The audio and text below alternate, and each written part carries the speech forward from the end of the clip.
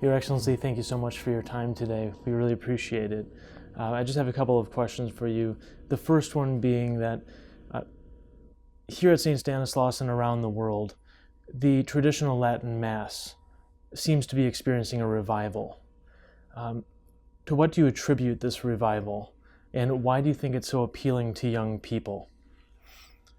The revival of the traditional Mass is for me a demonstration of the fact that truth and beauty is itself attracting. Mm-hmm. It is self-revealing. And so the traditional liturgy is so filled and imbued with the faith, with the richness of faith and the clarity of faith, of the Catholic faith, and at the same time expresses a deep respect and reverence, an attitude of reverence, of sacredness, of sublimity during the liturgy, the worship. So, and this is the traditional liturgy, these objective qualities of truth and sacredness and beauty, they are an expression of the entire Catholic generations which preceded us, beginning with the apostles.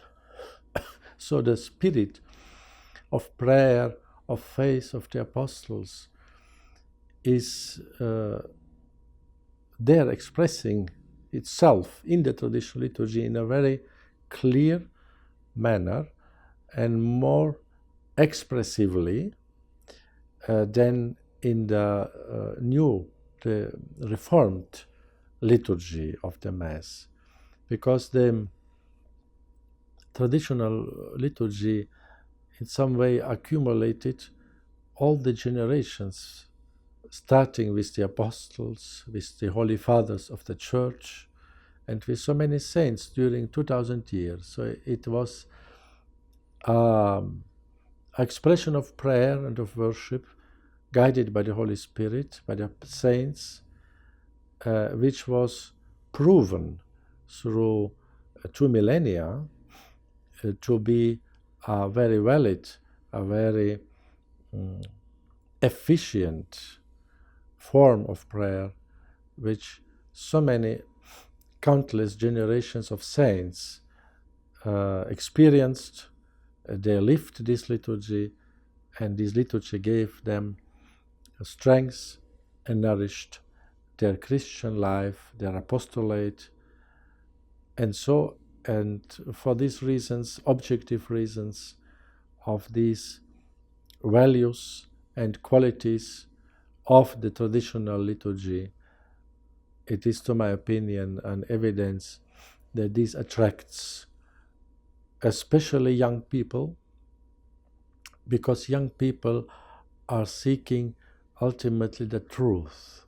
Mm-hmm. They are seeing in the world of today, in the various means of culture of today, of television, of internet, and so on, a lack of truth, a lack of beauty. And so they are longing, they are yearning in their hearts, in their soul, to experience this truth and this beauty which comes from God and gives people in their heart, in their soul, real freedom and peace and desire to love God, to worship God in this beautiful manner. Yes, thank you. You've spoken of a great crisis in the church today. Do you think that part of that crisis is as a result of many people in the church drifting further away from the traditional liturgy? Yes, it is, of course. Evidently, there's the crisis of faith and morals in the church is connected with the crisis of liturgy.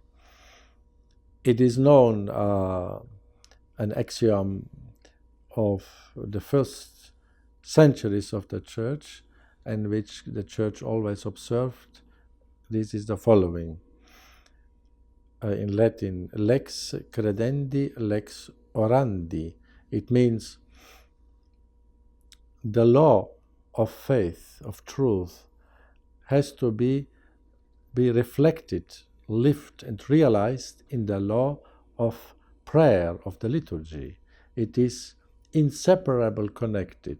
So, the manner you believe, in this manner you have to worship, to interiorly, but also exteriorly, with your body, with the gestures, with all the elements of a visible worship of God and a public worship of God. So, the true faith, the integrity of faith, of the Catholic faith, the clarity of faith demands an expression in your worship that is connected to this faith and revealing this faith. So, this is one, and also the law of life, of the morals, is connected to faith and to liturgy. These three aspects we cannot divide. And so it is when it started the Catholic faith be less clear in the past 50 years in the church life, or in some way ambiguous, and we were witnessed the spreading of errors in the life of the church and even heresies. This reflected also in the manner as the liturgy was celebrated. But at the same time, the liturgy was reformed, was made, the liturgy of the Holy Mass in some aspects less clearer,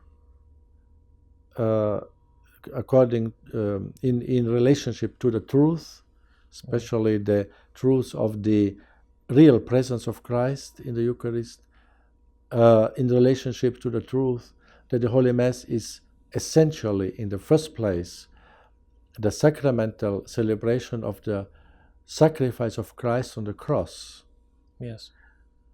And so this was made, these aspects of our Catholic faith appear in the new liturgy, the Reformed liturgy, less expressed, Right. and have some even lack of clarity, of integrity in some points. And this Reformed liturgy, which these deficient elements in relationship to express more clearly the truth of the sacrificial character of the Mass and of the real presence of the transubstantiation. So this manner of celebrating Mass in the new Reformed liturgy, by time, so has also an influence back to the truth, to your believing, what you are believing. So when you are behaving and with your gestures and so on during Holy Mass in a manner which is expressing less the sacredness, the supernatural, the sublime, the sublimity of God, the sacredness, and so on. So by time, it will influence your believing. So this is evident. Yes. And the other aspect why young people are in some way fall in love with the traditional liturgy, because young people, they desire to know the entire truth. They are not content with half truth, which today the world is presenting them always and everywhere. They are looking, they are half-truths or even anti-truth, and they are deceived by the modern world, the young people. Yes. And in their hearts, they know, and they desire to know the full truth. So in some way they say, please tell me the whole truth. Please do not hide something. Right. Please, so they are saying to the church, please tell us the whole truth of the thing. Yes. Do not hide something in the faith, in the liturgy. Yeah. And so young people are by nature inclined to, in some way, to heroism. They want heroic things and the full truth.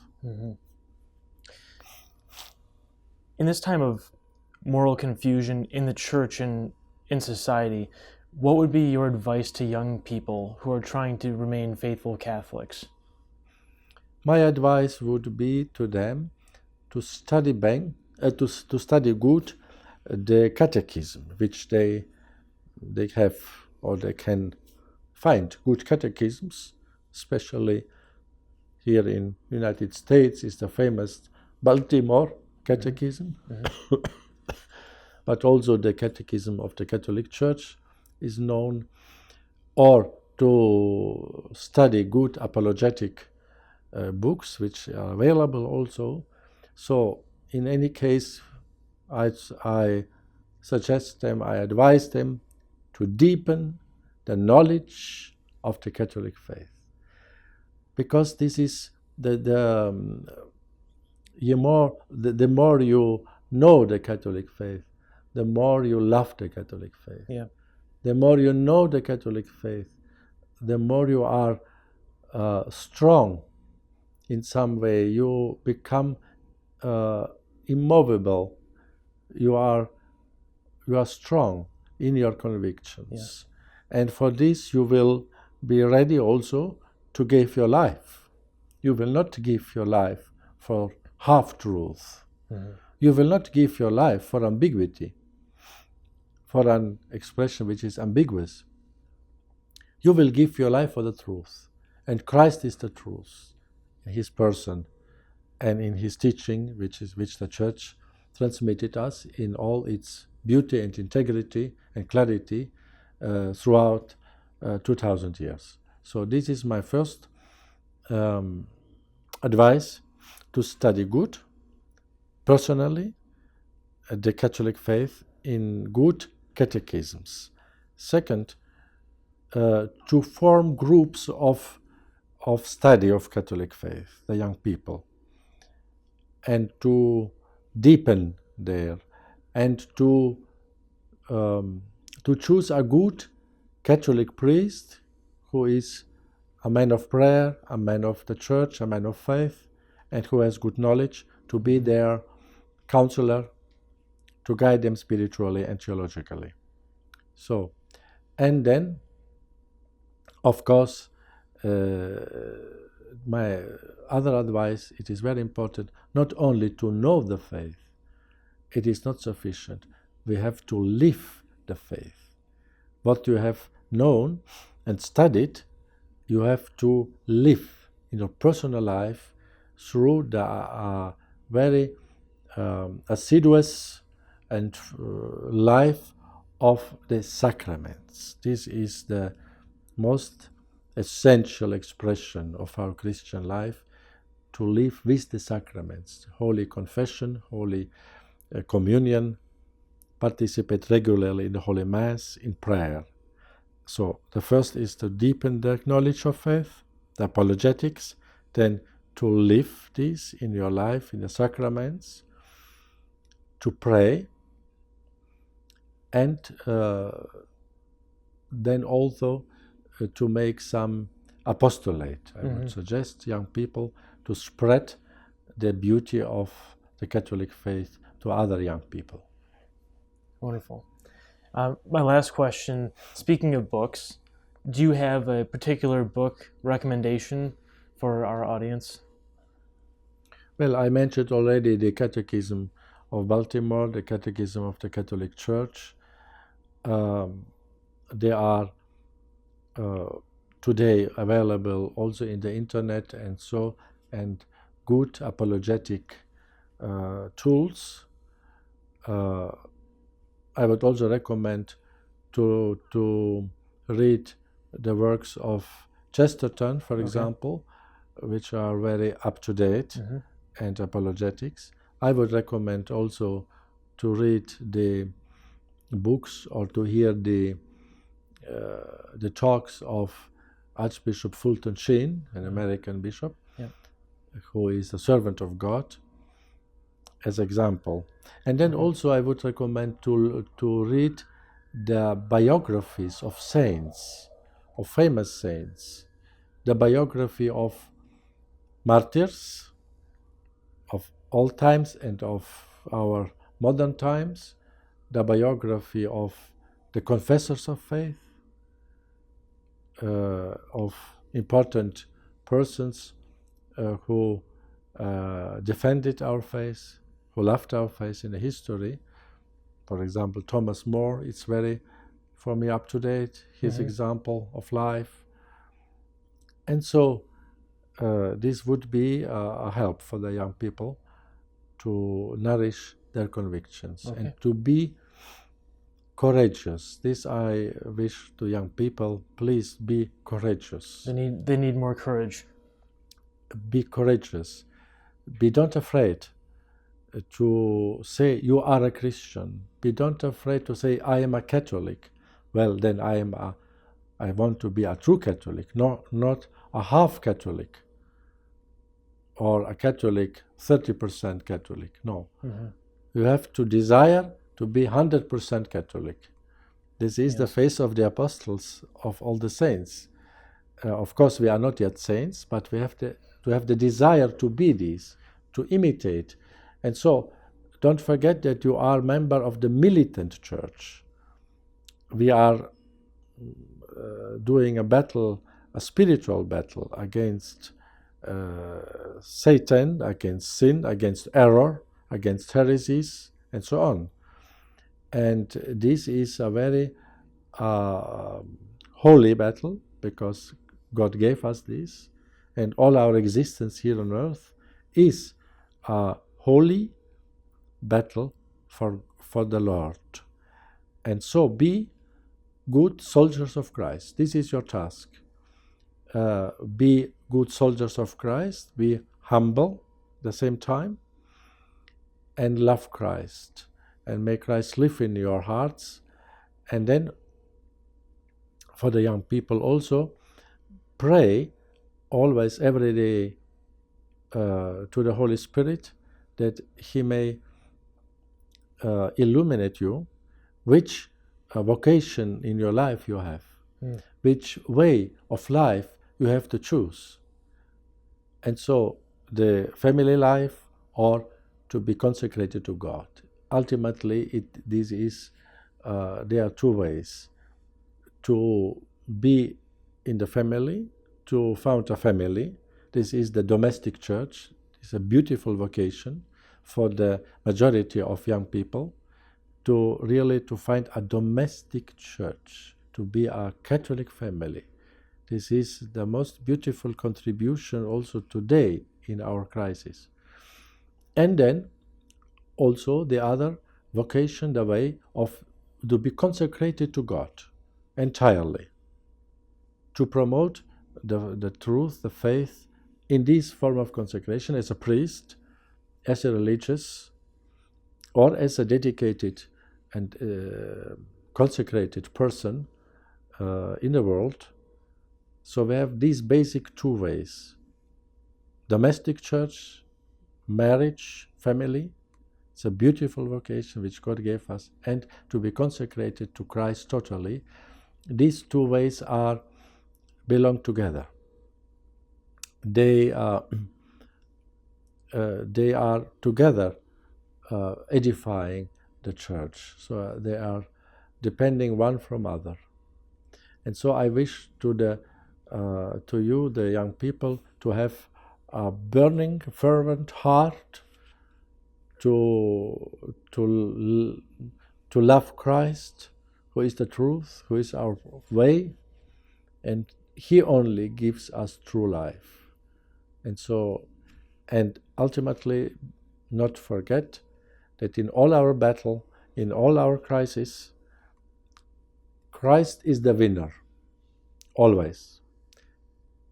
This beautiful song, this Catholic identity song, is Christus vincit, Christus regnat, Christus imperat.